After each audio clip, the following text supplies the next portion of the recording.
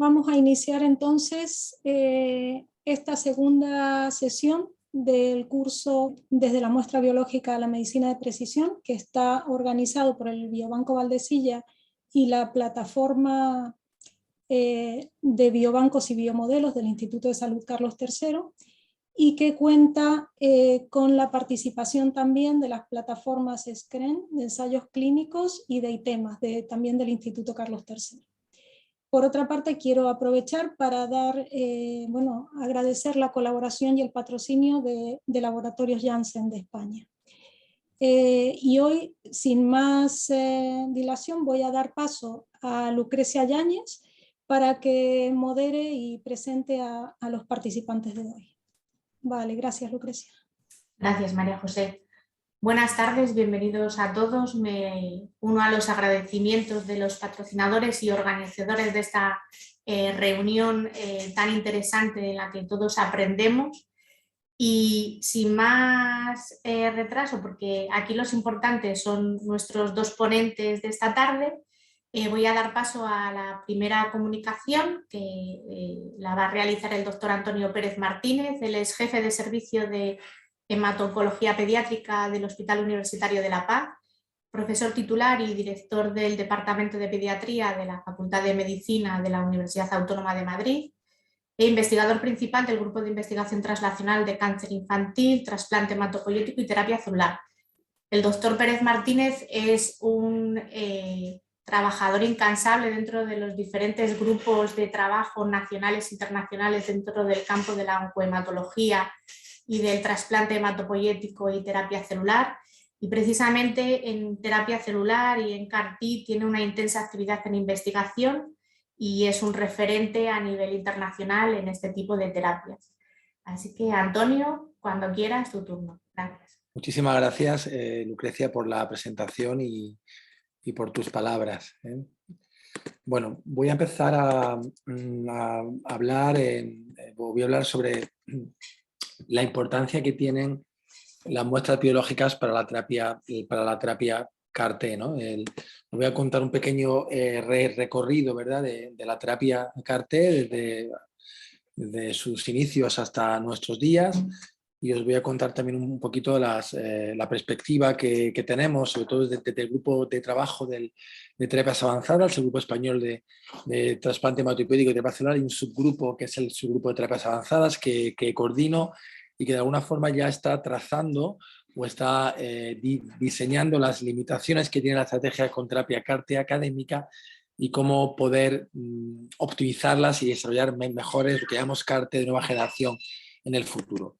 Esto es un poco como empiezo. Os hablaba de que, bueno, pues que afortunadamente trabajamos en una institución como es el Hospital de La Paz, que está integrado en la estructura de SCREN. Como sabéis, SCREN es una estructura en red que apoya la investigación clínica independiente, que nace en el Instituto de Salud Carlos III, que no tiene ánimo de lucro y que nos da a los investigadores clínicos, a los investigadores independientes, nos ha dado la oportunidad de hacer ensayos clínicos tan complejos como todos estos de terapia avanzada. Fijaros que a día de hoy, esa es una diapositiva que me han pasado ellos, tienen más de 200 estudios en más de 800 centros, con más de 34.000 pacientes planificados y más de 18.000 pacientes reclutados. Han creado una estructura formada por profesionales del ensayo clínico y donde dan soporte a la investigación clínica con todos los requisitos para poder hacer un ensayo clínico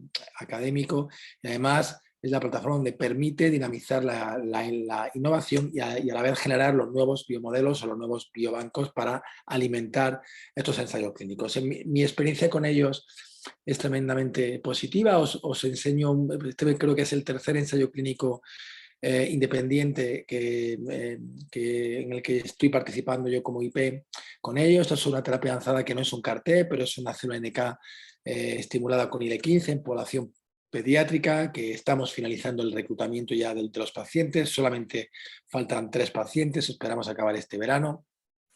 Pero en terapia avanzada ya tenemos también financiados por el Carlos III este gran ensayo clínico para CAR-T y en tumores cerebrales avanzados pediátricos, que estamos pendientes de acreditación de la sala blanca para poder iniciar el ensayo, y recientemente hemos solicitado una nueva ayuda al Carlos III con todas nuestras ayudas y con todos nuestros proyectos preclínicos para intentar generar un ensayo clínico para aquella población que actualmente carece de un CAR-T eficaz, como son todos los pacientes con leucemia linfoblástica T o aquellos pacientes con leucemia linfoblástica B que han recaído al CAR-T. Bueno, esto es un poquito de lo que hemos llamado el REAL-CART, el ZINC o el PINC, y todos ellos son ensayos clínicos académicos que están sustentados por la plataforma, plataforma SCREEN.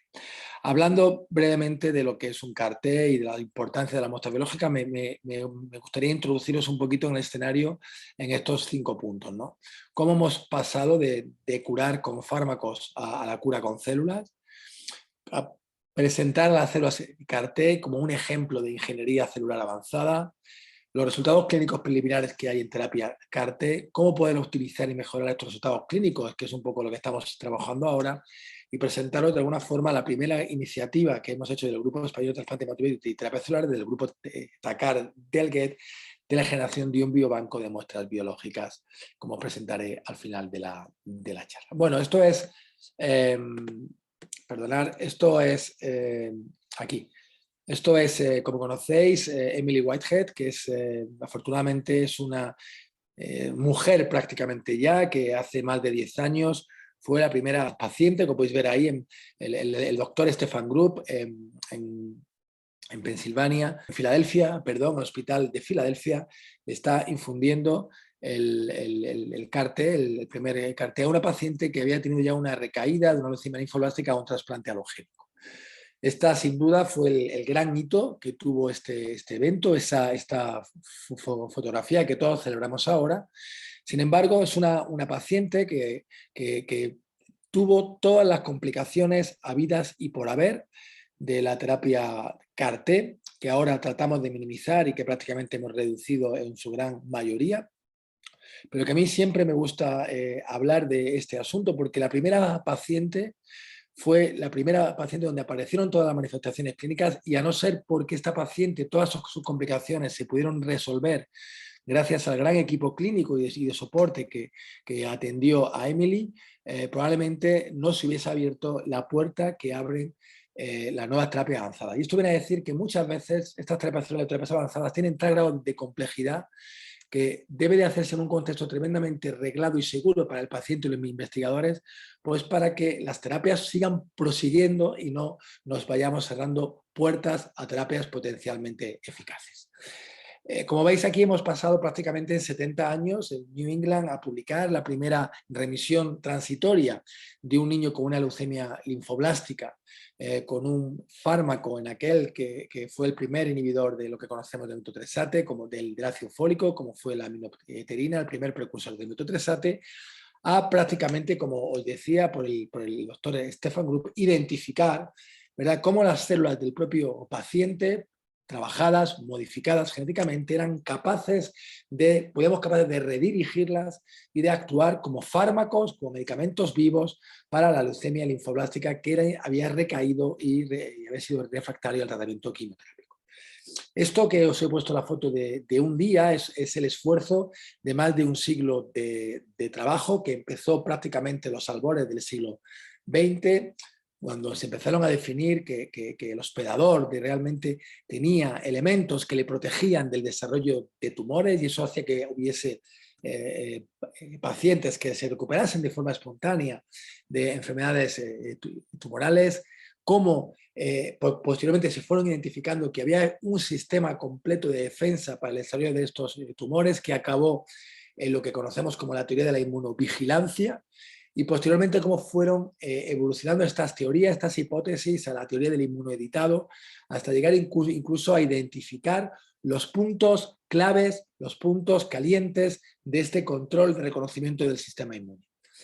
La investigación en paralelo con el desarrollo clínico nos permitió al padre del trasplante alogénico, a nuestro gran referente, al doctor Donald Thomas, desarrollar el primer procedimiento de terapia celular o de terapia avanzada, como en aquel momento fue el trasplante de médula ósea, que, si es cierto, durante los primeros 20 años ninguno de los pacientes que recibieron un trasplante vivieron más de un año, sin embargo, y que tuvo muchas críticas en aquel momento. Sin embargo, 30 años más tarde recibió el Premio Nobel de Medicina y constituye un elemento fundamental a día de hoy para la curación de más del 50% de los pacientes, niños y adultos con hemopatías e inmunodeficiencias malignas.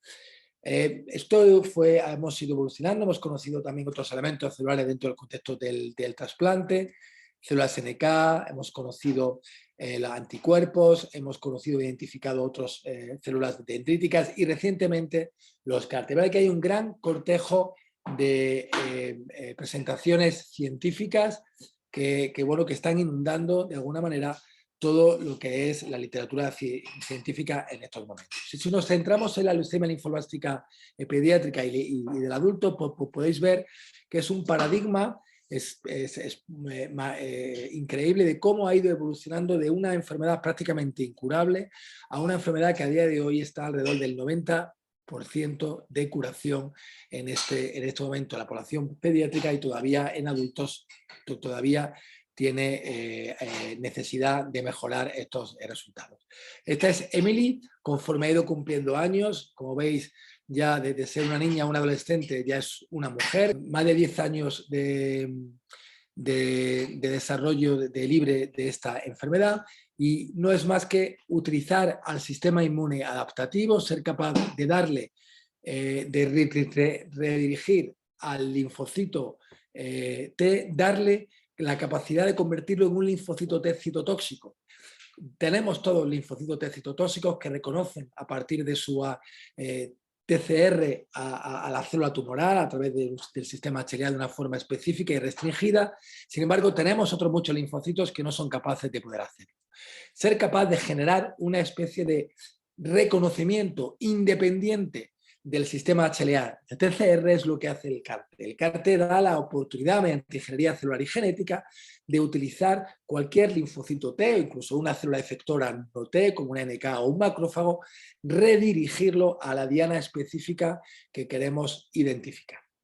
Esto es una evolución que empezó a finales del siglo pasado, que se ha consolidado a principios de nuestro siglo y que a día de hoy hay más de 7 productos actualmente disponibles, con las aprobaciones de la FDA y la EMA de 3 de ellos y de la FDA de prácticamente todos ellos, para el tratamiento de la leucemia linfoblástica aguda, del linfoma difuso de células B, y recientemente han entrado en escena los CAR-T para la enfermedad del mieloma múltiple. De manera que tenemos un repertorio terapéutico nuevo, novedoso, con un gran interés por la industria farmacéutica, que ha pasado a tener un gran interés no solamente con los fármacos clásicos, sino con la terapia celular y terapia avanzada, y que vienen mucho más de aquí en adelante. Estos son los que tenemos aprobados y disponibles en España: Kymriah, Tecartus y Ari-1.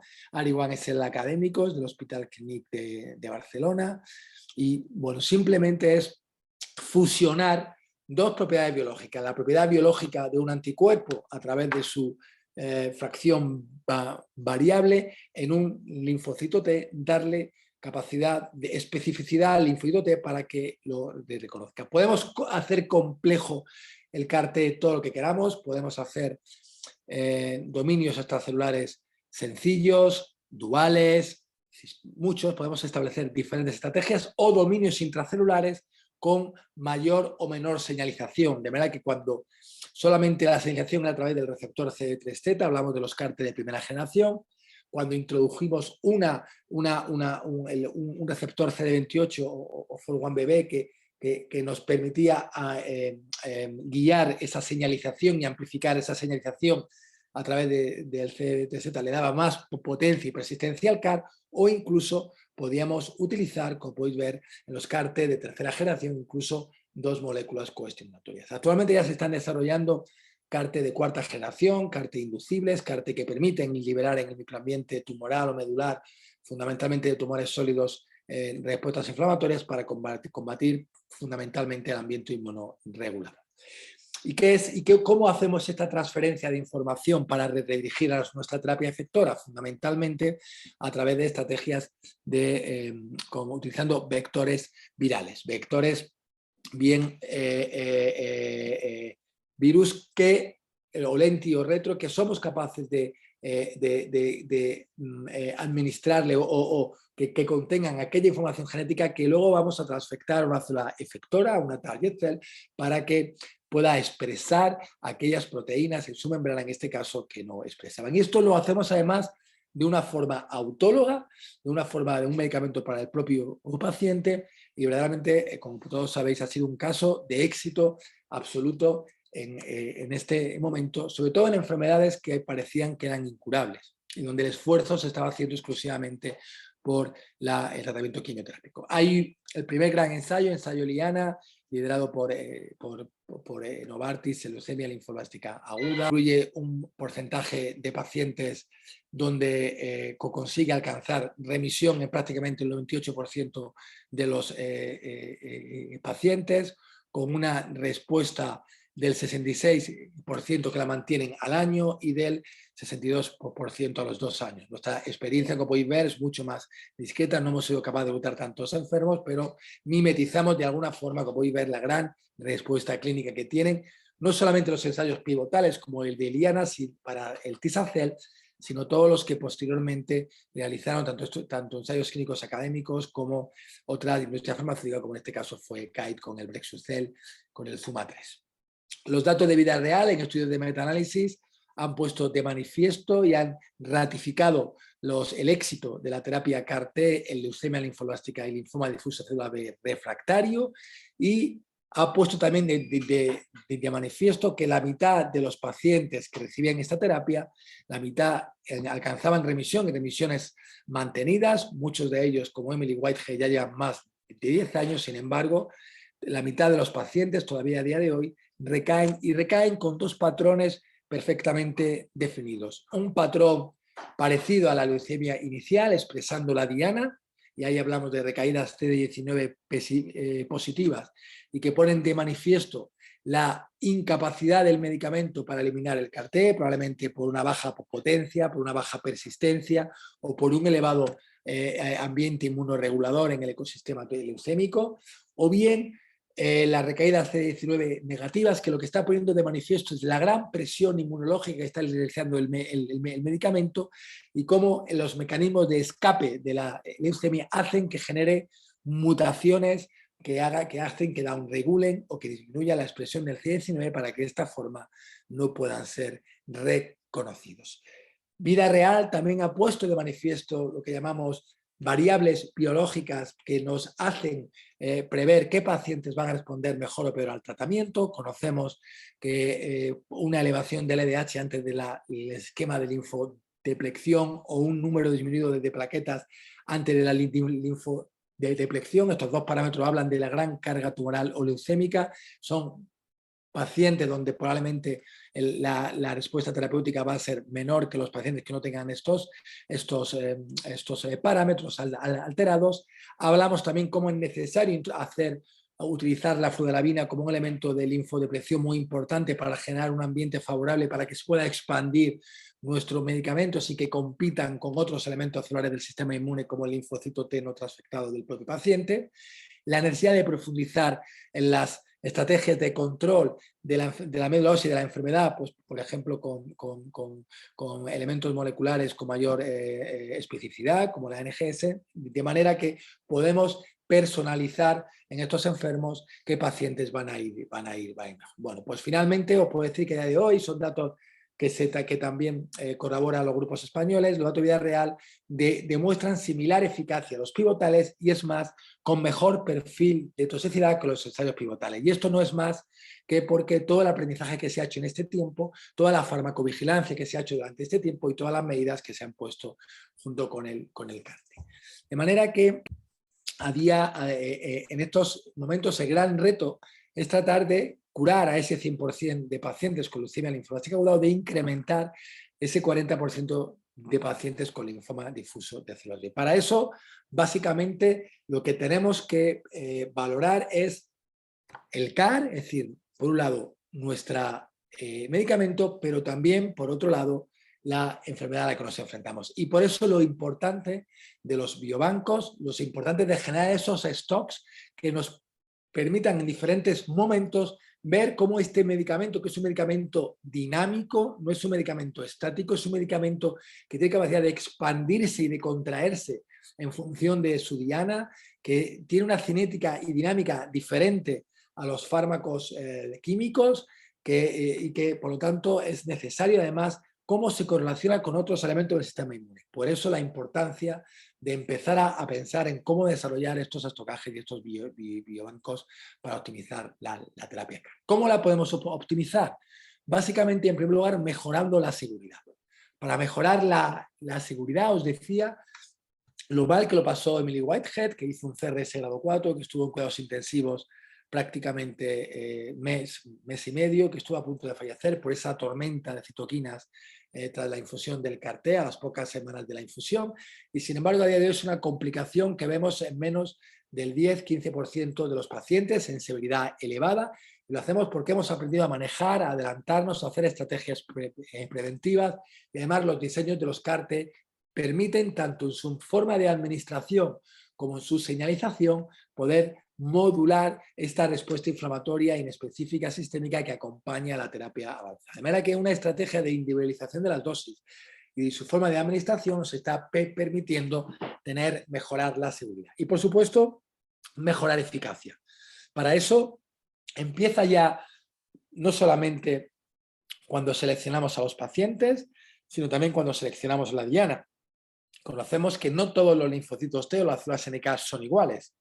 Hay poblaciones linfocitarias más sensibles a la quimioterapia y por lo tanto pacientes que han recibido mucho tratamiento tienen poblaciones linfocitarias más senescentes, más exhaustas, van a tener más dificultad para proliferar, para pedirle este esfuerzo adicional, y sin embargo hay otras poblaciones linfocitarias T que conocemos como MemoStem o fenotipo MemoStem o NK-Memo, que tienen más capacidad de resistencia a la quimioterapia previa reducida y más capacidad de expandirse ante un nuevo esfuerzo que existe. Por lo tanto, seleccionamos esta población, podemos también optimizar el tratamiento puente que nos permita disminuir la carga tumoral, pero no hacerla o no desaparecerla completamente, porque eso de alguna manera impediría una gran expansión de nuestro medicamento, trabajando en diferentes estrategias, no de monodosis, sino aumentando dosis, aumentando la secuencia y buscando lo que llamamos acercamientos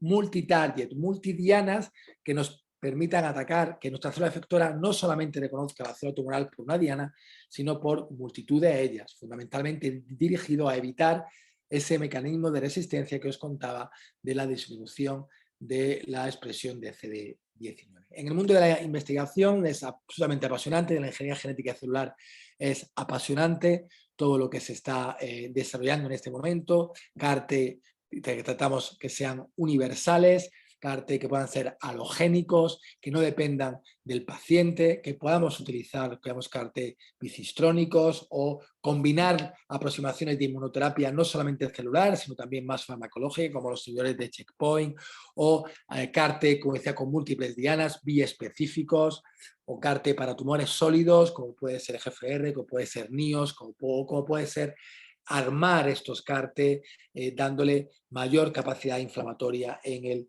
lecho tumoral. Es un mundo apasionante, hay ensayos clínicos actualmente en marcha, no sabría deciros, pero un número que supera el millar y que por tanto irá generando conocimiento y esto es los nuevos medicamentos de nuestro momento. Y en este contexto que os he puesto, ¿qué importancia tiene Bueno, pues desde el Grupo Español de Trasplante Hematopoético y Tema Celular se creó un subgrupo que es el subgrupo de terapia avanzada, el subgrupo o de CAR-T, que nos reunimos periódicamente una vez cada 6 semanas aproximadamente. Nos reunimos por Zoom, ya sabéis que el Zoom ha venido para quedarse como estamos hoy, donde se presentan diferentes proyectos clínicos, proyectos de investigación, y donde se establece un marco de colaboración entre todos los centros nacionales que hacen trasplante hematopoético y terapia celular y que tienen interés en CAR-T, no solamente centros clínicos, sino también centros base. ¿Y por qué os traigo esto? Porque Además, el primer gran objetivo que tuvo este grupo fue generar una base de datos común para todos los pacientes en España, pediátricos y adultos, que recibieran un CAR-T, de manera que se hizo una base de datos en REDCap con muchísimas variables que nos permitiesen conocer prácticamente a tiempo real tanto variables preclínicas como variables, precar como postcar, tanto de leucemia como linfoma de difusión de células B, y ahora queremos extenderlo también a mieloma múltiple, de manera que podíamos tener una batería clínica, tenemos ayuda para actualizar esta base cada 2 veces al año, de manera que vamos actualizando y podemos ir sacando publicaciones, comunicaciones a congresos y lo que es más importante, conocer el estado real, el termómetro de los datos clínicos de la terapia CAR-T. Pero nos dimos cuenta de que necesitábamos algo más. Ese algo más en el linfoma de difusión de células B es necesitamos el correlato biológico de lo que está pasando con el CAR-T, con la respuesta terapéutica, y el linfoma es la monitorización mediante el PET-TAC, de manera que hemos generado un repositorio también, o un stock de PET-TAC que nos permitan machear los datos clínicos del CAR-T con la información que nos dan las evaluaciones que hacemos periódicamente a los pacientes. Y por último, el tercer gran proyecto que hemos planteado es dentro del grupo biológico hacer lo que llamamos tratar de generar un biobanco único en todo nuestro país, aprovechando la estructura del GEL. Es un biobanco que lidera el profesor David Gallardo, que es un hematólogo que está en el Hospital de Girona, en Cataluña, y que él es el que coordina desde hace más de 15 años el biobanco del trasplante alogénico, del trasplante de progenitores hematopoyéticos. Es un biobanco que está además apoyado por el Instituto de Salud Carlos III, tiene su registro nacional, y que por lo tanto nos parecía el lugar ideal para centralizar todas las muestras biológicas en CAR-T. Trabajamos en elaborar todos los PNTs de envío de muestras, generamos estas presentaciones para ver qué tipo de muestras íbamos a enviar, cómo las íbamos a almacenar, qué condiciones iban a ser de envío, qué documentación debíamos de aportar, qué comités de ética debíamos de pasar. Bueno, pues aquí veis ejemplo de cómo hemos ido trabajando en el PNT, hemos especificado cada cuánto tiempo y qué muestra vamos a mandar. Ahí podéis ver que, por ejemplo, son 3 mililitros de sangre periférica o 10 en perilitro y 10 en STREC para en qué momentos, antes de la féresis, al día más 30 de la infusión, a los 3 meses y hasta el momento o al año o antes de la requerida se ha ocurrido algo. Bueno, pues un poco se estableció un calendario, de alguna manera se facilita que estas muestras vayan, se agilicen esas muestras para que no tenga que hacer un trabajo muy adicional a los grupos que ya están muy sobrecargados. Una vez que llegan al biobanco, bueno, pues ahí se hace el pellet, se guarda plasma, se guardan células en viabilidad, bueno, y este es el envío, de alguna forma, como se realiza el envío. Tienen que ir acompañados pues, de toda una documentación que hemos generado con la hoja de identificación de la muestra, el consentimiento informado y aprobado por el CEIN, si son niños, pues con los mayores, y bueno, todas las diferentes variables que hemos ido aportando y material que hemos ido generando. Y básicamente, bueno, pues hemos generado, la documentación, ¿verdad?, que hemos ido aportando, pues para que tener todo registrado. Esto es una actualización de hará unos meses, donde ya empezaban los equipos a empezar a mandar muestras biológicas. Todavía son pocas, pero bueno, ya hemos entrado en esa inercia y hemos empezado a contarlo en diferentes foros, en diferentes sociedades científicas, y bueno, y poco a poco esperemos, como podéis ver aquí, ya son 70 muestras las que se han recibido en diferentes momentos, y bueno, y con esto lo que se pretende es generar ese repositorio de muestras biológicas que nos permitan poder liderar proyectos clínicos, pero además proyectos de investigación. Todos los proyectos clínicos y de investigación deben de estar aprobados por el consorcio de Telget, de esa manera que cualquier grupo puede beneficiarse de este acercamiento. Por ejemplo, para que se hagáis una idea, proyectos en marcha son aquellos para CAR-T, pues básicamente son aquellos que tratan de identificar, por ejemplo, polimorfismos genéticos de respuesta inmune en el paciente que ha recibido el CAR-T, o estudios de quimerismo en línea, que son, por ejemplo, aquellos enfermos que han recibido un CAR-T tras un trasplante alogénico, o aquellos estudios de exploración linfocitaria en diferentes momentos para identificar perfiles de respuesta CAR-T, o estudios, como hemos visto antes, de mutilación avanzada. Retos que tenemos a medio plazo, bueno, pues aparte de conseguir una universalización del biobanco, nos resulta muy importante que ser capaces, por ejemplo, de generar nuevos modelos de evaluación preclínica mediante estos tumores primarios. A día de hoy no estamos recogiendo el tumor primario, en este momento está en los diferentes biobancos locales o de otros centros, solo estamos con la terapia efectora. Tenemos el reto de generar este biobanco también centralizado de tumores primarios para establecer estos modelos preclínicos de respuesta en organoides o modelos animales o lo que estimemos.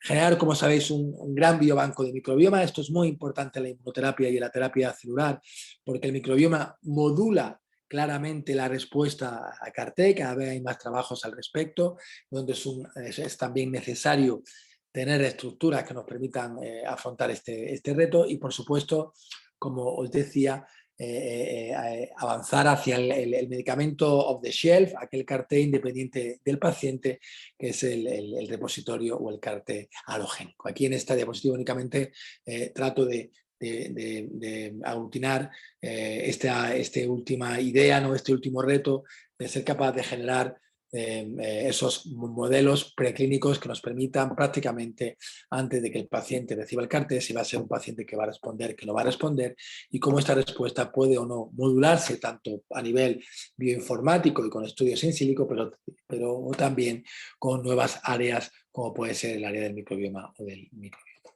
Y esto es todo lo que yo os quería contar. Daros las gracias por la oportunidad que he tenido de contaros mi experiencia y nuestra experiencia en CAR-T y encantado de contestar las preguntas al final de la charla. Muchísimas gracias, Antonio, por esta magnífica revisión que nos has hecho.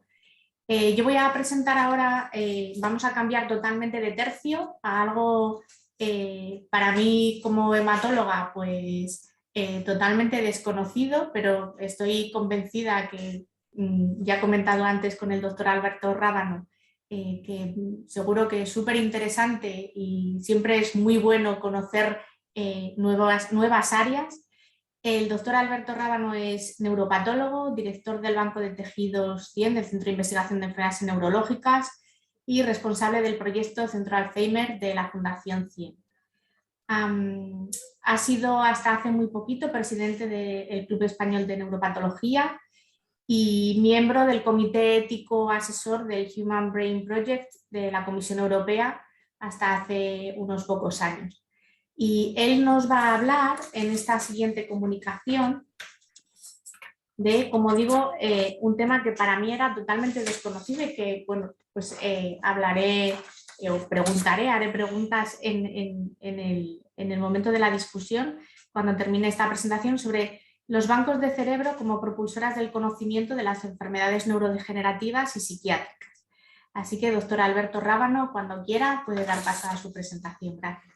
Muchas gracias por la presentación, muchas gracias por la invitación también a las organizadoras. Bueno, voy a hacer en este rato una revisión de los bancos de cerebros. En fin, me gustaría que escuchéis esta charla, conozcáis, los que ya conocéis los bancos de cerebros, que veáis en qué situación, en qué momento histórico estamos y los que no, pues que os acerquéis a estas estructuras que son, bueno, ciertamente peculiares.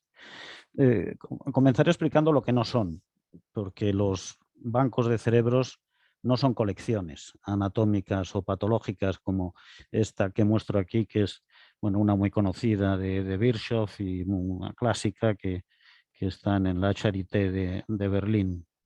No son colecciones para aprender, ¿no?, que son para lo que nacieron las colecciones anatómicas. Tampoco son colecciones de cerebros eminentes, que es algo que, bueno, finales del siglo XIX, incluso principios del XX, pues proliferaron.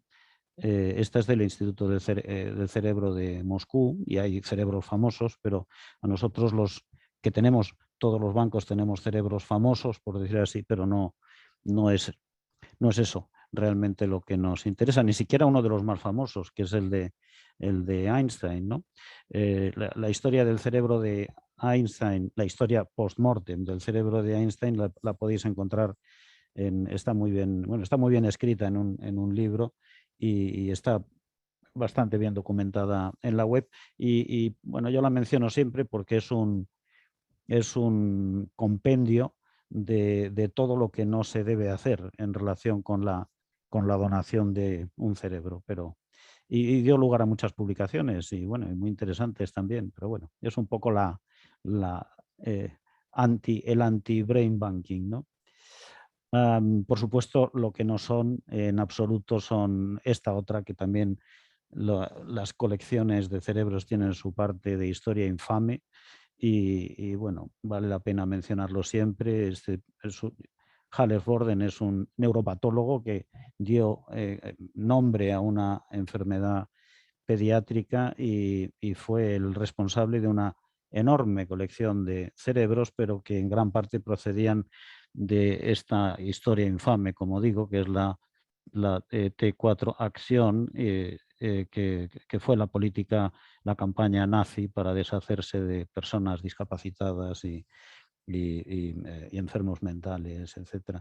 Dio lugar a cientos de cerebros que este hombre aprovechó muy bien, porque describió unas cuantas patologías. La aprovechó el Max Planck Institute en Alemania, y de hecho no fue hasta 1990 que no cogieron todo ese material y lo enterraron, preparaciones incluidas, es decir, todo el material, y ahí está, en un cementerio en Múnich, pero eso fue en 1990, o sea que costó hacerlo. Bien, conviene recordarlo.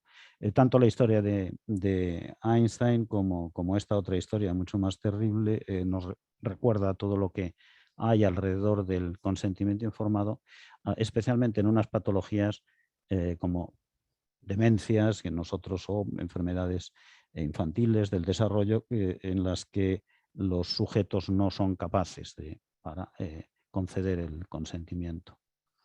Bueno, entonces de esta historia hay unos precursores importantes. Todo esto está en el mundo anglosajón, el comienzo de la historia. En Yorkshire hay mediados del siglo XIX, en el West Riding Lunatic Asylum, comienza realmente este tipo de trabajo. Y esta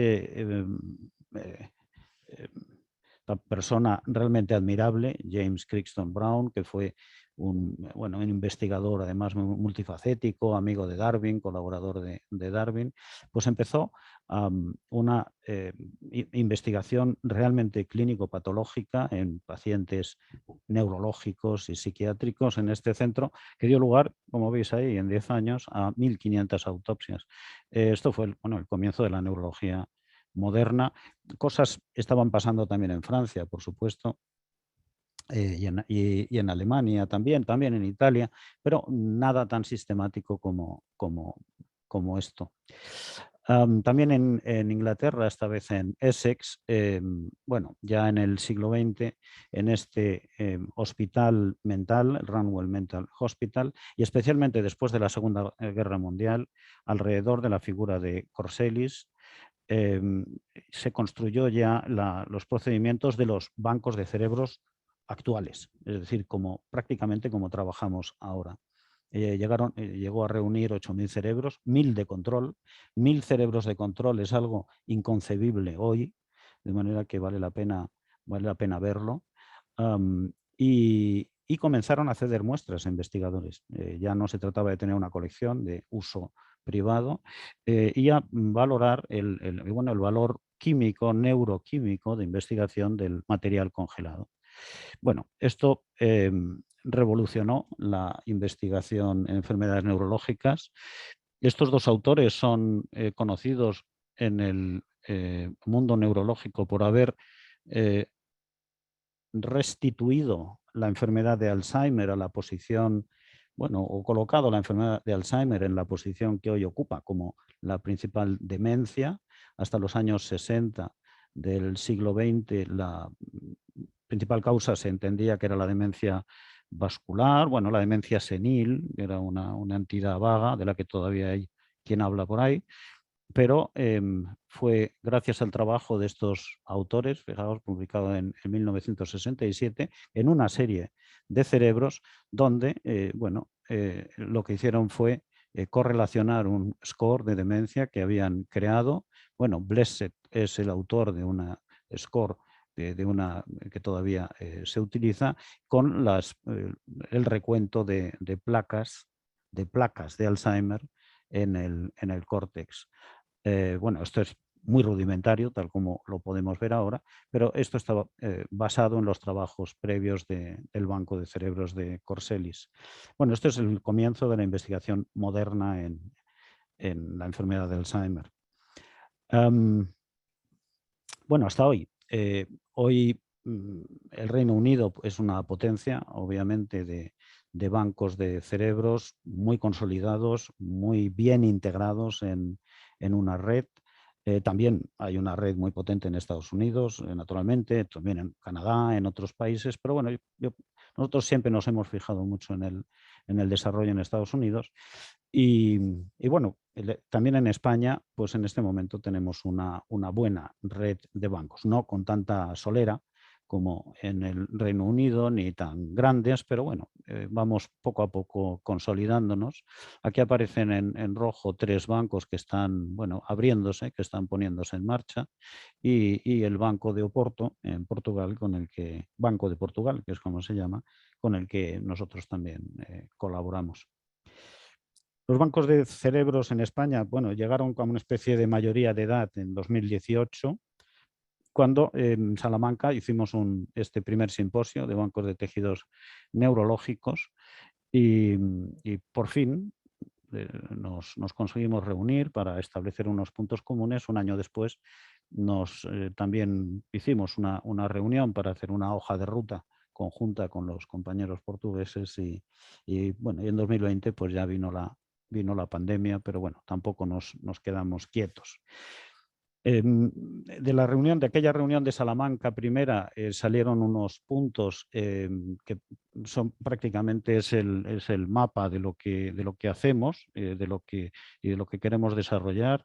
Hay 15 bancos activos en España, pues queremos por supuesto alcanzar los máximos niveles de calidad, estar coordinados. Hay un problema de escasez de recursos y de escasez de neuropatólogos en España. Los bancos de cerebros, como veréis, pues tienen unos perfiles de trabajo pues muy específicos, muy atípicos, que necesitamos formar. Y bueno, tenemos que focalizarnos en lo que nos piden los investigadores, también en los cerebros de control, en los datos mínimos que tenemos que servir, cómo codificarlos, acceso online al material, como ahora la plataforma de biobancos y biomodelos está planteando, el acceso a las autopsias médico-legales, que también lo estamos protocolizando, la particularidad de las donaciones en pacientes pediátricos y psiquiátricos, la fuente de cerebros que pueden ser las cohortes longitudinales y estudios cooperativos y, por supuesto, mantener una comunicación continua con donantes, clínicos e investigadores. Este es un poco nuestro marco de actuación. Planteo aquí, cuento algunos de los artículos que han salido publicados con material del banco, de nuestro banco, del Banco de Tejidos 100, donde se han descrito nuevas entidades, es decir, si no se estudian en bancos de cerebros, en fin, todavía hay entidades que no se van a describir. Aquí os cuento, bueno, una seipinopatía, también nuevos LOCI para Alzheimer, nuevos genes para ELA que se han descrito, una SCA nueva que se describió aquí. También una parte importante de lo que hacen los investigadores con las muestras que nos solicitan es investigación, bueno, patogénica, básica, en Alzheimer, también en microbioma cerebral en Alzheimer, aquí distintas cepas de sinucleopatías, la enfermedad de Huntington.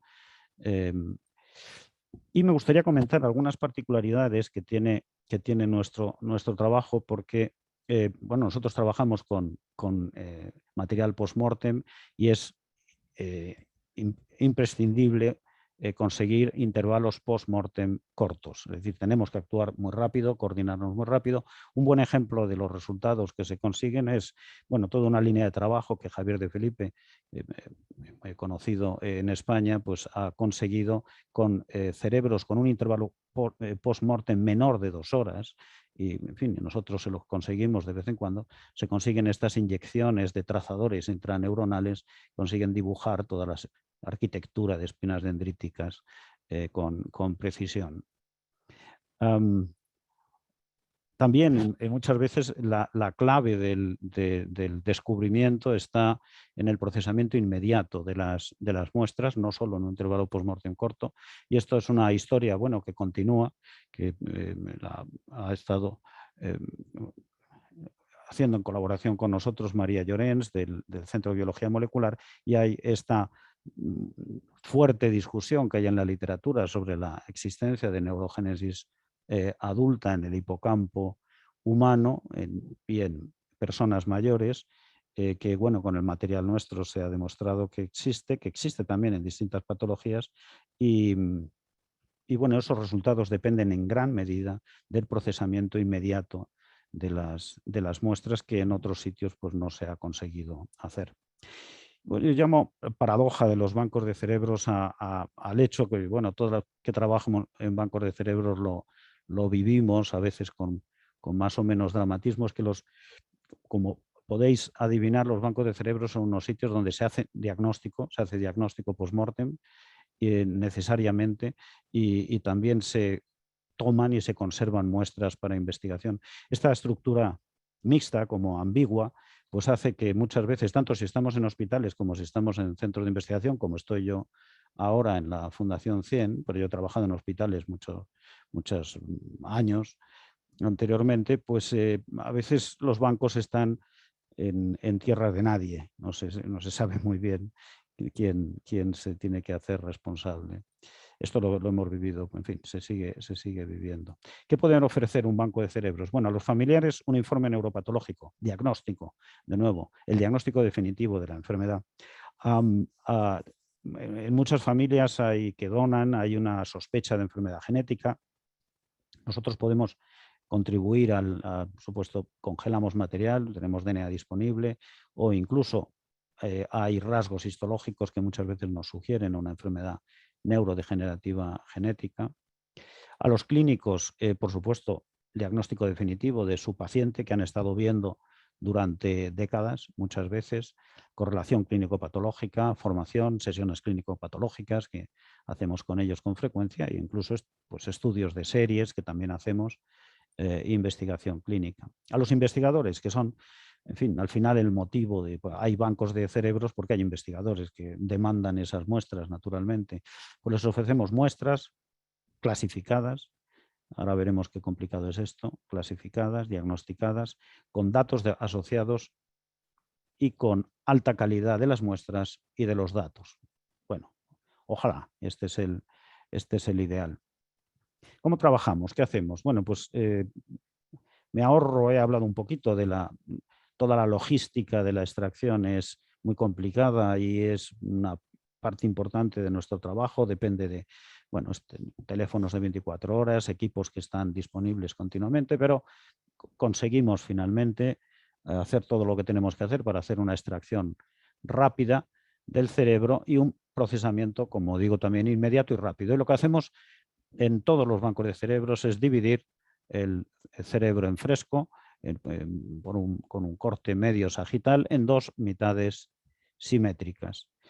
Una la dedicamos a congelación y otra a fijación y diagnóstico. ¿Cuál dedicamos a cada cosa? Es cuestión de cada banco. La mayoría de los bancos, incluido el nuestro, hacemos esto, congelamos el lado derecho, fijamos el lado izquierdo. El lado fijado después lleva un proceso neuropatológico convencional de diagnóstico, de fijación en formol y de corte tallado especializado y protocolizado, donde obtenemos por distintos bloques todo muy protocolizados, queremos unas áreas determinadas en las que se basan los criterios de diagnóstico de las principales enfermedades neurodegenerativas y que prácticamente son los mismos para enfermedades neurodegenerativas y los que se han recomendado para enfermedades psiquiátricas, aunque todos los bancos tenemos muchas menos donaciones de enfermedades psiquiátricas. Es importante pensar en los aspectos comunes que tiene el manejo de enfermedades neurodegenerativas y de enfermedades psiquiátricas en bancos de cerebros. Y pongo aquí una diferencia clave que es súper importante y es uno de los temas importantes que tratamos en Salamanca en 2018, y es que el abordaje de la donación, el abordaje del donante, la relación entre el médico y el paciente con respecto a la donación, el consentimiento informado, todo eso es totalmente diferente en las enfermedades psiquiátricas, especialmente en las enfermedades psiquiátricas graves, en las psicosis. Pero hay experiencia, y en España también hay psiquiatras muy interesados en obtener estas donaciones y bueno, hasta cierto punto estamos en ese camino. Pero tanto para unas enfermedades como para otras, siempre vamos a necesitar una historia clínica y una historia familiar muy detalladas. Siempre vamos a tener que estudiar bien todas las patologías que encontremos en el tejido post-mortem. Nos vamos a tener que enfrentar a la heterogeneidad de las enfermedades, a lo que también se ha abordado con el concepto de endofenotipo, sobre todo en enfermedades psiquiátricas. Y este es uno de los aspectos críticos en relación con el tema de este curso de medicina de precisión, y daré algún apunte más en las siguientes diapositivas. Todas ellas son enfermedades con una compleja arquitectura genética que también requiere conocer algunos datos claves de la genética de los pacientes, y en todas ellas ha adquirido un papel cada vez más relevante la neuroinflamación. Y esto es algo muy interesante para nosotros. También en ambos grupos de enfermedades necesitamos muchísimo, perentoriamente, los cerebros de control. Las donaciones de control son escasas en cualquier ámbito, y no hacemos nada más que promocionarlas y promocionarlas. Tanto en algunas patologías neurodegenerativas, por ejemplo la patología de Alzheimer, como en enfermedades psiquiátricas, pues nos encontramos con esto, nos encontramos con que hay un continuo, encontramos un continuo entre la patología y los sujetos que podemos considerar controles, lo que quiere decir que necesitamos Ns grandes. Los investigadores necesitan Ns grandes que, desgraciadamente, pues solo podemos conseguirles a través de consorcios y de colaboraciones entre bancos. Aquí en esta imagen superior, este es un ejemplo de la complejísima arquitectura genética del Alzheimer, del riesgo genético de Alzheimer, que se va desvelando poco a poco. Nosotros hemos participado en este inmenso consorcio que ha descubierto unas decenas de genes de riesgo más, y que se acaba de publicar en Nature Genetics. Para esto hay que poner en común bancos y centros de todo el mundo, y esa es una tarea que el consorcio, el de GESCO, Dementia Genetics Spanish Consortium, viene realizando desde algunos años, con muchísimo éxito. Hay autores que han analizado los artículos más citados que citan bancos de cerebros, y ven que entre los más recientes, pues por supuesto, hay publicaciones de las top, y si uno mira en los años recientes, la principal tema es genética, es genética de las enfermedades neurodegenerativas. Por cerrar el aspecto de los bancos para enfermedades psiquiátricas, en España no hay ningún, sí hay un un banco, es más bien una colección de un grupo de investigación en el País Vasco que trabaja con pacientes de enfermedades psiquiátricas en colaboración con forenses. No es un banco de cerebros clásico como nosotros lo entendemos. Y en el Banco de Holanda, el Banco de Ámsterdam, que nosotros, bueno, es el banco más grande de Europa, nosotros muchas veces miramos hacia allá, lo tomamos como modelo, pues empezaron en 2011, empezaron con un programa de captación de pacientes psiquiátricos como donantes y aquí están marcados en verde y bueno, ya han ido consiguiendo de las principales entidades, pero estos son pacientes en vida. Ya nos contarán cómo han ido obteniendo donaciones. Bueno, esto es una distribución de las patologías principales que nosotros vemos en esta es nuestra serie del Banco de Tejidos 100, es muy comparable con otras series, más de la mitad de los diagnósticos principales son Alzheimer y luego tenemos una distribución amplia del resto de patologías, principalmente neurodegenerativas, también algunas inflamatorias, también algunos tumores, pero y luego es interesante también señalar en relación con el papel de las asociaciones de familiares en la promoción de la donación que hay algunas patologías como la enfermedad de Huntington, bueno, que son enfermedades raras, pero que gracias a que las asociaciones están promoviendo la donación, pues conseguimos tener, o el ELA, por ejemplo, conseguimos tener muchas donaciones. Bueno, para acabar, me gustaría hablar de esta cohorte que tenemos en Vallecas, en el Centro Alzheimer de la Fundación Reina Sofía, que bueno, revela algunos de los aspectos futuros, yo creo que con potencial futuro para los bancos de cerebros. Esta nosotros nuestro centro está dentro de una gran residencia de pacientes con demencia que está gestionada por la Comunidad de Madrid. Nosotros somos un centro del Carlos III y seguimos formando una unidad multidisciplinar con los profesionales del centro, pues hacemos un seguimiento muy estrecho de esta cohorte desde que ingresan hasta que fallecen. Por el camino pues obtenemos muchas muestras de sangre, también de otras muestras biológicas.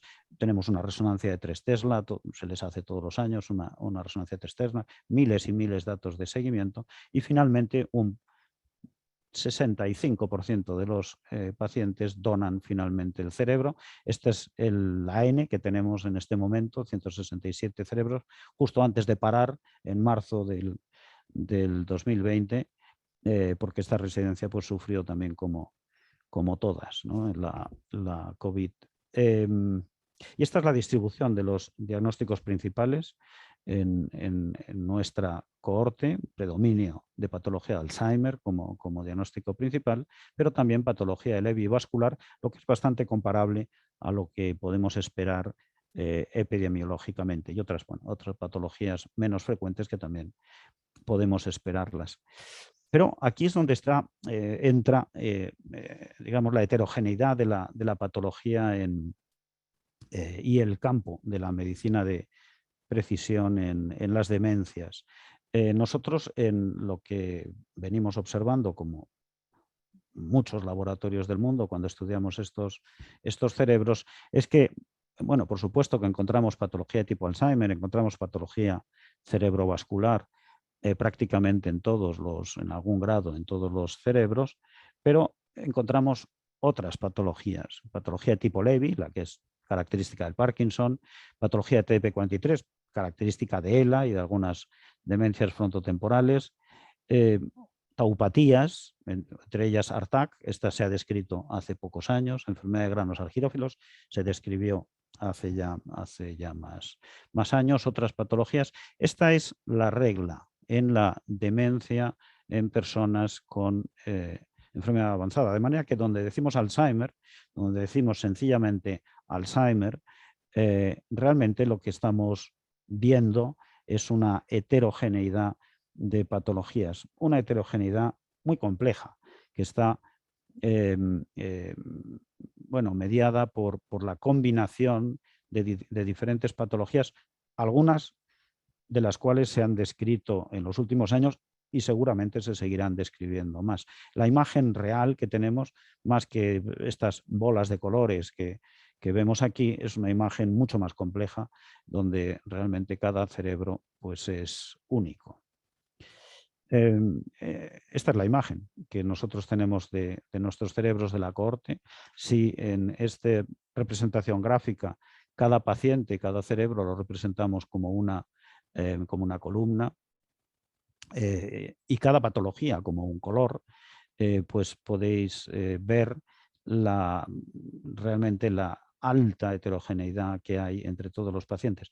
Claro, aquí la patología azul que vemos aquí abajo, patología Alzheimer, que nosotros estadiamos de acuerdo con el sistema clásico de Braak, de la patología Tau. Bueno, podemos incluso reordenarlos por el estadio de Braak y vemos pues, que la mayoría de los casos cumplen criterios de alta carga de patología de Alzheimer, pero aún así seguimos teniendo una gran variedad de copatología en estos casos. Incluso podemos reordenarlos, como estamos haciendo ahora, bueno, para distintos estudios, de menor a mayor carga patológica total. Fijaos qué diferencias tan enormes en pacientes que, bueno, no tienen tanta diferencia clínica en su, aunque bueno, reconocemos distintas trayectorias, distintos itinerarios cognitivos. Bueno, eso es lo que nos permite una cohorte de este tipo, que irá creciendo con el tiempo. De estos pacientes no solo tenemos resonancias magnéticas en vida, tenemos también GWAS hecho en todos ellos, tenemos proteómica en sangre hecha, tenemos muchísima información, bueno, que nos va a permitir, bueno, personalizar, y tenemos hechos también marcadores en sangre de tau, beta-amiloide, etcétera, y bueno, aunque bueno, es una cohorte relativamente pequeña, pero nos puede dar muchísima información en el futuro. Bueno, la actividad de Brain Banking, bueno, tiene muchos planos de desarrollo en el futuro, también nuevos tipos de muestras. Por supuesto, yo quiero fijarme en estos dos aspectos en los que nosotros estamos más implicados. Esto que os he hablado ahora sobre la cohorte es lo que conocemos como Deep Neuropathological Phenotyping, es el fenotipado profundo, es decir, tenemos que ser capaces de llegar a todas las patologías con todo detalle que tiene cada cerebro, porque eso hará que nuestras sesiones de muestras sean mucho más realistas y sean mucho más eficaces también para los investigadores, si conocen todo lo que realmente tiene cada tejido cerebral. Y bueno, algo en lo que estamos embarcados muchos es en la transformación de nuestro banco en un banco digital. Y no solo imágenes, datos y conectados en nuestra red. Estos somos el grupo de bancos de tejidos neurológicos que estamos ahora en España y ya estuvimos organizados dentro de la PT17, de la plataforma anterior, pero en la PT20 pues también estamos organizados como grupo de trabajo.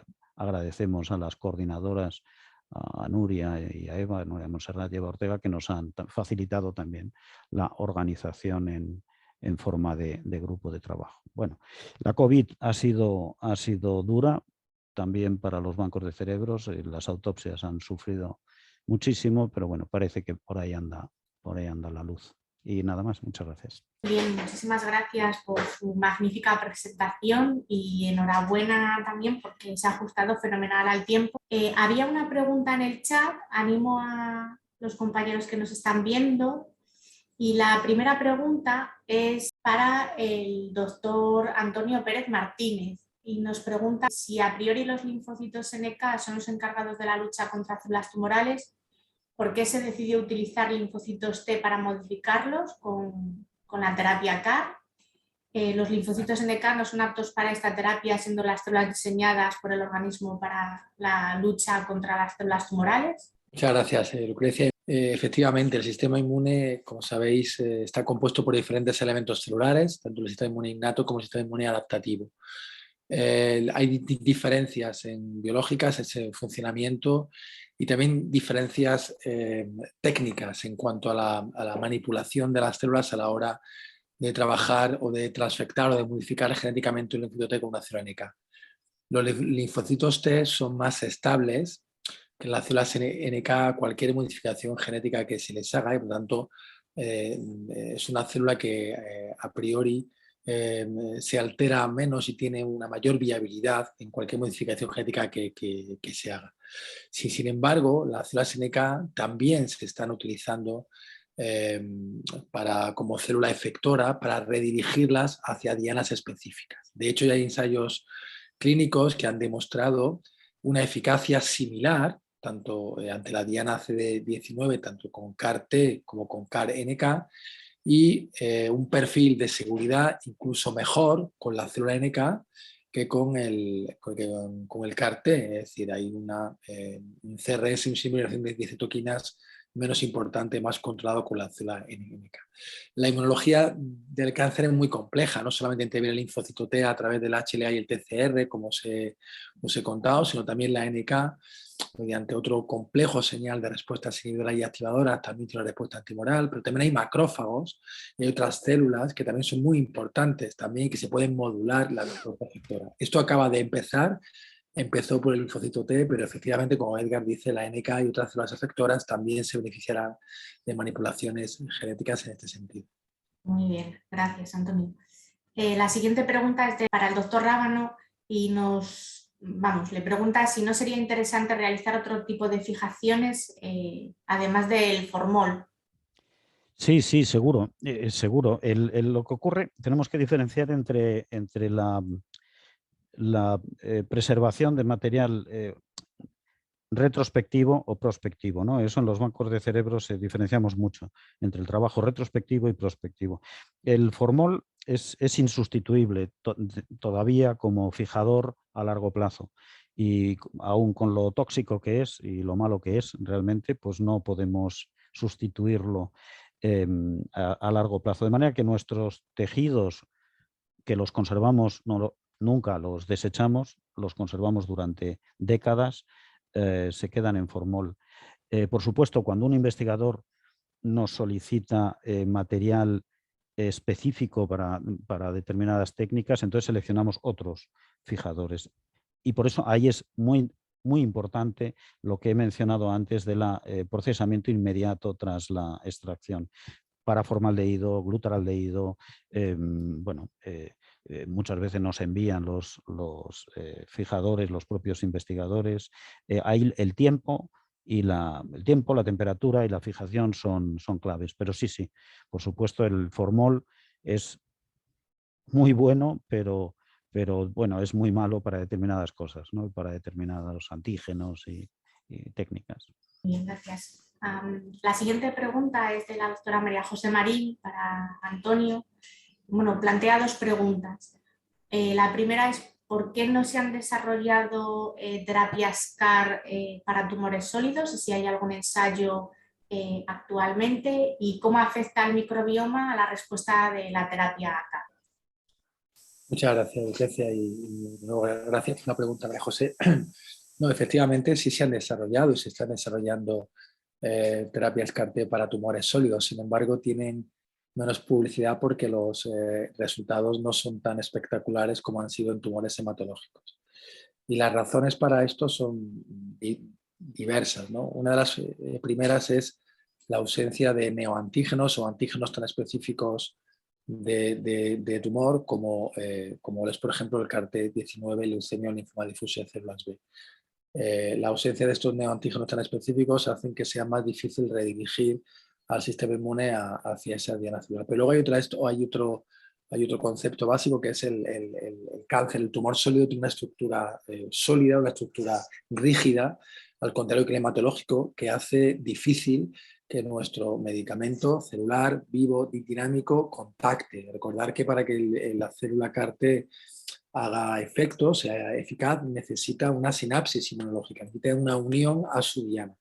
El tumor sólido constituye un ente que está formado por células tumorales, pero también por células del estroma, por células vasculares, todo lo que constituye el microambiente tumoral, que es una estructura que dificulta, en primer lugar, lo que llamamos el homing, el acceso, pero en segundo lugar, una vez que consigue vencer esa barrera, que se puede llegar a conseguir, hay un ambiente hostil, fundamentalmente un ambiente que llamamos regulador, donde hay diferentes sustancias químicas y también elementos celulares, como pueden ser células supresoras, o como pueden ser células T-reguladoras, o como pueden ser diferentes productos químicos como IDO, TGF-beta, que hacen que el linfocito, incluso el CAR-T, persista menos, entre en anergia o incluso consigan eliminar. Por lo tanto, todas esas explicaciones, la ausencia de neoantígenos, la dificultad para hacer homing en el microambiente tumoral, es lo que hace que a día de hoy no haya resultados o no tengamos un CAR-T, como ya os he contado, los 6 que tenemos actualmente para leucemia, linfoma y mieloma. Sin embargo,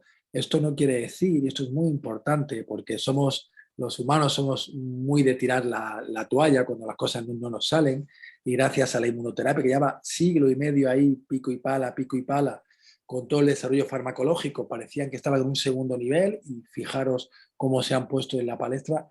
CAR-T es una estrategia para optimizar y para hacer nuevos procedimientos de nuevos CAR-T. Ahora, por ejemplo, estamos hablando de lo que llamamos tracks, ya no cars de coches, sino tracks de camiones, de tractores, que son estas células del sistema inmune que están redirigidas y programadas para ser más resistentes a este ambiente hostil. Imaginaros un tractor en un terreno pedregoso, en un terreno pues, para que aguante, para que tenga un motor más potente y sea capaz de llegar a su diana, hacer su objetivo y de esa forma ir minimizando. Eso es lo que llamamos CAR-T o tracks o CAR-T armados, y hay muchos escenarios para eso. ¿Qué dianas hay? Por ejemplo, hay dianas para GF-beta en tumores cerebrales, hay, por ejemplo, para NIESO, por ejemplo, en algunos sarcomas.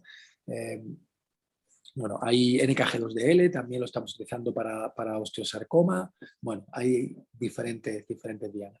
Respecto al microambiente. Bueno, el microambiente tumoral es, bueno, más o menos Perdona, el microbioma, Antonio. Efectivamente, la correlación del sistema inmune con el microbioma. Bueno, pues cada vez conocemos más el papel tan importante que tiene el microbiota y el microbioma en el sistema inmune y en las defensas. Imaginar que el sistema inmune innato y fundamentalmente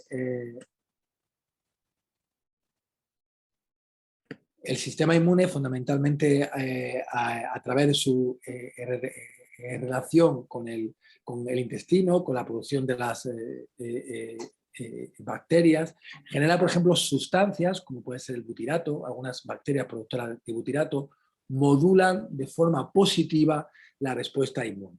Hay otras sustancias como el EPS y CpG que forman parte también del microbioma bacteriano, saprófito, que está en el intestino de todos nosotros. Cuanto el repertorio sea más amplio, hay un microbioma más amplio, más capacidad de producción de estas sustancias que van a estimular de forma continua no solamente los órganos linfoides secundarios, sino también en los primarios al linfocito T para hacerlo más potente. Y de esto los niños sabemos mucho, porque hay trabajos que, como ya sabéis, hay lo que hablamos de el desarrollo de la leucemia aguda linfoblástica pediátrica. Hay una teoría que se habla de la teoría higienista, que dice que aquellos niños que están expuestos a un ambiente menos restrictivo, es decir, con más contacto con la naturaleza, con menos uso de antibióticos, tienen menos incidencia de leucemia linfoblástica B, esto es el grupo de Mel Grips, el grupo de Inglaterra, que los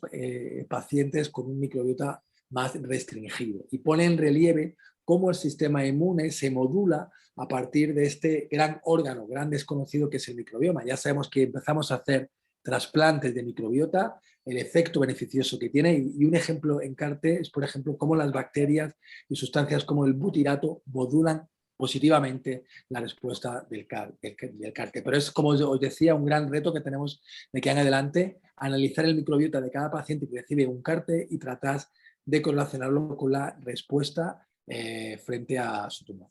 Gracias, Antonio. Bueno, pues las siguientes dos preguntas son para el doctor Rábano. La primera pregunta es, cuando se realizan los estudios genéticos, independientemente cual realicemos, si se identifican nuevas mutaciones o genes implicados en las patologías, si luego posteriormente se hacen estudios funcionales para comprobar el verdadero papel de estas mutaciones.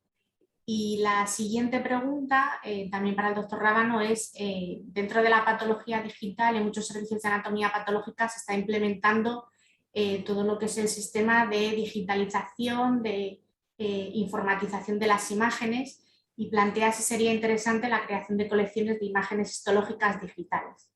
Muy bien, muchas gracias. Bueno, en relación con la primera, claro, nosotros no hacemos esos estudios genéticos en nuestro... Los bancos de cerebro son estructuras muy pequeñitas, como he comentado, pero con muchas colaboraciones con muchos otros centros. Pero sí, con cierta frecuencia aparecen mutaciones nuevas en pacientes de los que tenemos el fenotipo neuropatológico y hay que demostrar de alguna forma que esa mutación es patogénica. Sí, hay modelos, claro, y yo eso, bueno, no lo controlo muy bien, pero en fin, entiendo lo que hacen y la probabilidad que con distintos modelos, algunos bioinformáticos, otros de ensayos, pues se consiguen demostrar. Lo que es importante, vamos, es muy importante eso, por supuesto, y esa es una pelea con las publicaciones, pero para nosotros del lado del fenotipo neuropatológico, que es del que estamos, es muy importante y muy interesante cuando encontramos una familia, que nos ocurre con bastante frecuencia, porque hay mucha donación en enfermedades familiares. Cuando encontramos una familia con una enfermedad familiar de la que tenemos un fenotipo, claro, una taupatía, por ejemplo, una taupatía, bueno, pues tiene un rango de mutaciones en el gen de la tau o en otros que también están en progranulina, que están también descritos, pero ahí se abre, son experiencias que tenemos cada vez más, ¿no? Hay que estudiar el exoma, por supuesto hay que estudiar a los familiares, pero con cierta frecuencia estamos encontrando otros genes y otros genes candidatos que bueno, aparecen como probablemente asociados a ese fenotipo que antes asociábamos a otros genes. O sea, eso, en fin, está resultando verdaderamente complicado ahora que muchísimos pacientes pues vienen con un exoma hecho. Es cierto que después muchas veces es difícil demostrar la patogenicidad de una nueva mutación, ¿no? Pero sí. Bueno, nuestra parte es definir bien el fenotipo, ¿no? Eso es esa parte. Y luego, con respecto a la patología digital, sí, ahí está habiendo una revolución. Ya hay algunos hospitales en España y grandes donde no hay microscopios, donde los patólogos diagnostican en la pantalla. Todas las preparaciones están digitalizadas y ahí, bueno, desde luego para nosotros es el futuro. Nosotros nos hemos comprometido a digitalizar toda la colección de la cohorte del Centro Alzheimer y eso tiene dos ventajas. Por un lado, esas imágenes se convierten en material de banco, en material cedible para investigadores con toda la información asociada. Y luego, algo que no he mencionado y que utilizamos cada vez más, en ese material se pueden aplicar programas de inteligencia artificial que contribuyen al deep phenotyping y estamos encontrando nuevos fenotipos dentro de la patología de Alzheimer y de otras patologías gracias a que podemos abordarlas con programas de inteligencia artificial. Sí, ese es el camino. Gracias. Pregunta algo que yo también había apuntado para el doctor Pérez. Comenta que antes de crear y registrar el biobanco CAR-T, con todo lo que ello conlleva, valorar la posibilidad de colaborar estrechamente con algunos biobancos nacionales a la hora de pues hacer, digamos, de guardar las muestras datos. Y va un poco también a colación porque sí que, a diferencia de, por ejemplo, el biobanco de tejido cerebral, que entiendo que no deja de ser un tejido que, como bien ha comentado el doctor Alberto Rábano, necesitas hacer un procedimiento rápido porque se deteriora mucho la muestra, preguntarte si tú crees que el que solo haya un biobanco, en este caso en Girona, puede afectar a las muestras que estamos recogiendo, si no sería beneficioso hacer una red de biobancos para este tipo de muestras. Muchísimas gracias por la pregunta. Os cuento un poquito el desarrollo de el biobanco. La verdad es que fijaros que llevamos 3 años del Programa Nacional de Terapias Avanzadas en nuestro país. Recientemente en febrero llevamos 3 años con este programa, en el cual están financiados, como sabéis, hasta 2 productos de esta característica de los CAR-T. Una de las condiciones fundamentales para cualquier investigación y cualquier optimización es poder tener acceso a las muestras. Como sabéis, inicialmente la designación de centros en nuestro país generó una limitación a la hora de centros hospitalarios que podían tener acceso, que podían administrar el tratamiento con CAR-T, de manera que no todos los hospitales de nuestro país podían hacerlo, de manera que estaba como muy concentrado en algunos hospitales. Eso probablemente en los próximos meses se vaya a modificar y se vaya a ampliar, pero así fue como surgió inicialmente. En paralelo, empezó a ver, como no podía ser de otra manera, cada centro generaba su propio repositorio local, ¿verdad?, de estos biobancos que de alguna forma empezaban a compartir entre diferentes investigadores. Lo que pretendía este biobanco era en ningún caso sustituir a los bancos nacionales, sino contribuir a que cualquier grupo de investigación a nivel nacional pudiese acceder a día de hoy a cualquier proyecto de investigación en el contexto de un proyecto de investigación que estuviese aprobado por el Comité de Ética y aprobado por los investigadores de la sociedad científica pertinente. Lo que se hizo fue aprovechar estructuras ya creadas, no se creó ninguna estructura de cero.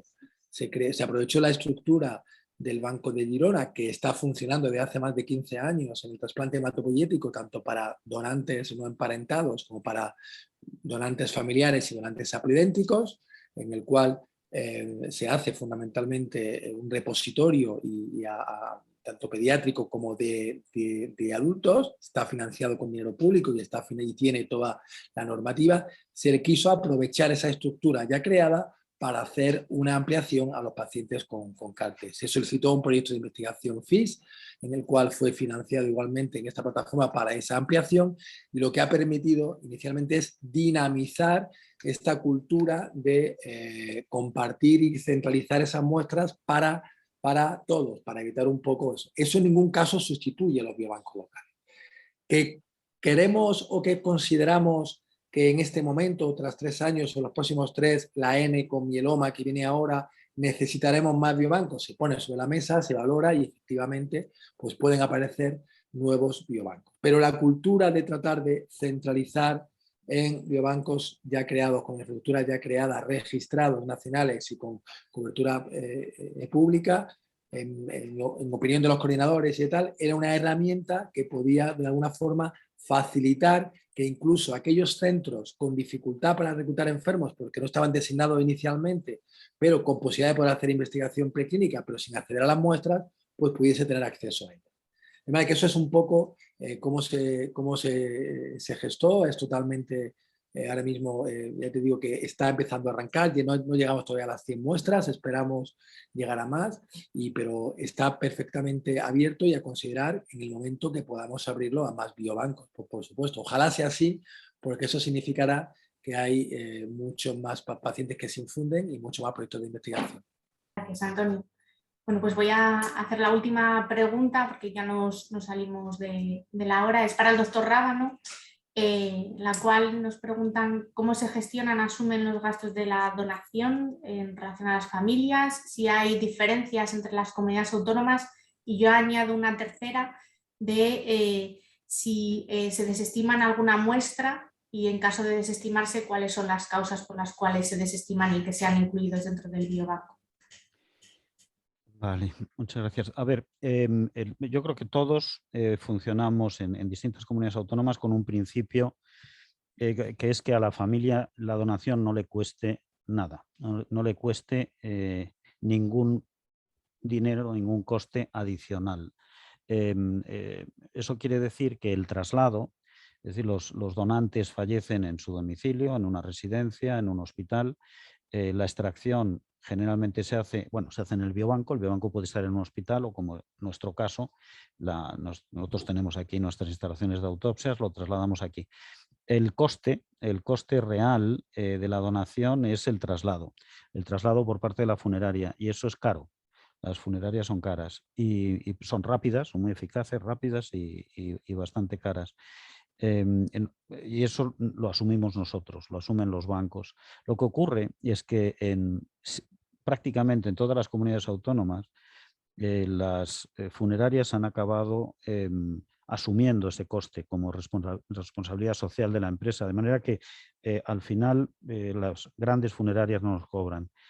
Los pacientes, las familias no tienen un coste adicional, y en la mayoría de los casos nosotros tampoco. O sea que eso es algo que funciona bastante bien. Hay que ponerlo, hay que trabajarlo. Para los bancos nuevos, yo les insisto mucho, hay que trabajarlo con las funerarias, pero luego funciona muy, muy bien.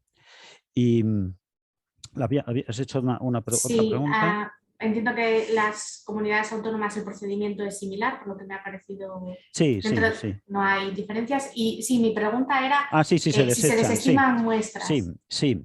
No, hay consideraciones que no le he mencionado para no alargar la presentación, pero hay consideraciones de bioseguridad que hay que hacer antes de una donación, especialmente en las demencias o en cuadros neurológicos atípicos, y sobre todo nosotros valoramos muy, muy seriamente y tenemos protocolos muy estrictos para descartar una posible enfermedad priónica. Una enfermedad priónica en un banco de cerebros es un pequeño cataclismo que también hay que manejar, y todos lo tenemos protocolizado. Hay centros de referencia en el país, donde prácticamente en cada comunidad autónoma, donde se puede hacer y reenviamos las donaciones a esos centros.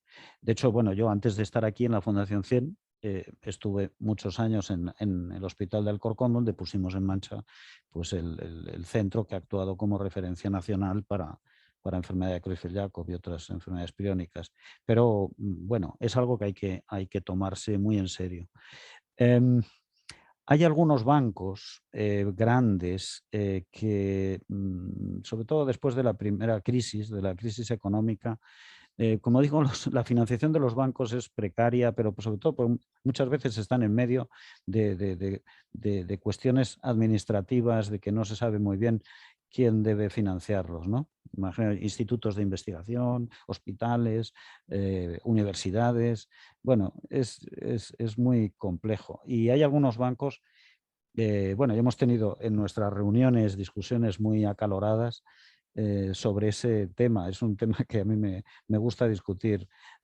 Algunos bancos han limitado las donaciones digamos, a casos interesantes, ¿no? A potenciales casos.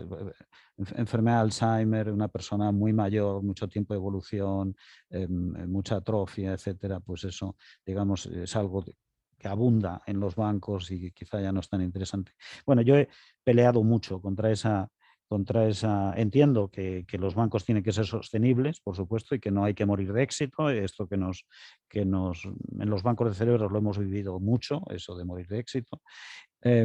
Pero no podemos pasarnos el día promoviendo la donación de cerebro con las asociaciones, por la radio, por todas partes, por los periódicos, y luego decirle a una familia que no, que su caso no, porque es demasiado común, ¿no? Y además hay un argumento que es del espíritu de este curso, ¿no? y de lo que yo he dicho. Nosotros tenemos cientos de cerebros de Alzheimer, pero cuando nos piden 20 casos para un proyecto y estudiamos bien qué es lo que necesitan en ese proyecto, el universo de nuestros casos se reduce muchísimo, y a veces nos cuesta mucho llegar a esos 20 casos. Por esa singularidad realmente de cada cerebro en términos de patología combinada, fenotipo de cada patología, etc. No hay que decir no a ninguna donación, aunque nos puede costar la vida del banco en ello. Muy bien, pues muchísimas gracias a los dos ponentes. De nuevo, enhorabuena por vuestras magníficas presentaciones y por esta discusión tan sumamente enriquecedora. Y bueno, por mi parte, daros las gracias y a todos los compañeros que nos están viendo al otro lado de la pantalla. No sé, María José, si quieres decir alguna cosa adicional. No, solamente agradecer. La verdad que han sido 2 ponencias con 2 ejemplos estupendos de muestras biológicas que han dado su fruto en el avance de la medicina de precisión, las células CAR-T, que es el paradigma, ¿no?, de la muestra biológica en la medicina de precisión, y los cerebros que ahí están dando todos sus conocimientos para poder desenmarañar las causas de las enfermedades neurodegenerativas. Simplemente decir que muchísimas gracias a los dos, es que sois 2 personas muy comprometidas con la ciencia y muy ocupadas, así que os agradezco realmente que hayáis dado un momento de vuestra vida para participar y para estar con nosotros. A todos los asistentes, muchísimas gracias. Han sido 105 en el momento de más gente, pero no se han ido, han estado todos ahí hasta el último momento, con lo cual ha sido súper interesante la discusión también. Y quiero, bueno, comentar que mañana va a ser el día de las cohortes poblacionales. Vamos a tener a Ben Lassay del UK Biobank, a Marina Pollán, que nos va a hablar de la cohorte Impact, y yo misma, que voy a hablar de la cohorte Cantabria, que es una cohorte nuestra aquí regional. Así que muchísimas gracias a todos y nos vemos mañana. Muy bien, muchas gracias. Gracias.